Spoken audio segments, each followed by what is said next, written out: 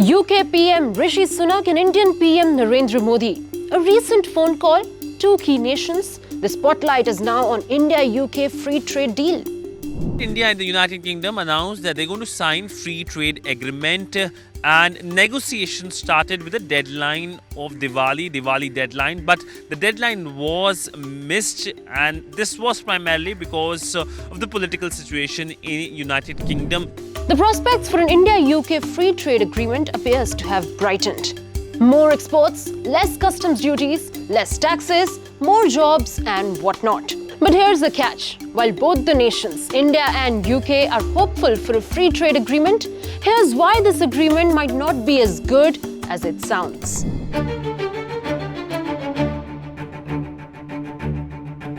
Now here's what India can expect out of the potential trade deal. As per trade experts, we can expect an increase in India's exports of goods and services to the UK.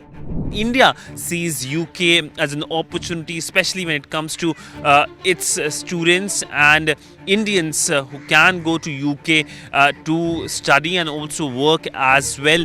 With UK's customs duties already low in most sectors, India's exports could make actual gains in just a few more sectors, like gems and jewellery, leather products and garments.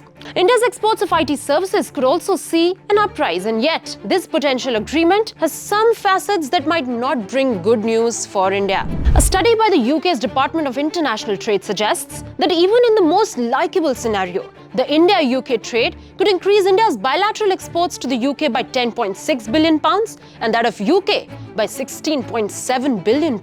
Job losses appear inevitable in those sectors where imports from the UK would displace domestically produced goods and services in India. This would arise from reduction and elimination of customs duties by India and opening of some services and sectors, particularly financial sectors. The agreement and the provision cost could even curtail Indian government's ability to use instruments that could actually boost domestic production of goods and services. Now, India-UK foreign trade agreement will increase our exports, but severely impact digital and climate sectors. Here's how. Now, these are two sectors that have great economic potential for India. The digital boom in India is all the hype right now. But new innovations in these sectors are likely to come from a nation that is already developed, or at least the chances of that is extremely high. Now, if India does not want to depend on the UK for such products and technologies, then it must have to come with some sort of innovative policies and take the first mover advantage. Trade analysts apprehend that the potential trade agreement could contain certain obligations. Which obligations? Well, obligations that could hinder Indian government's efforts to make India a low-carbon emitting economy. In simple terms, an environment-friendly economy. Coming to the digital sector now. Remember what Rajiv Chandrasekhar, Member of State in India's IT Ministry, said?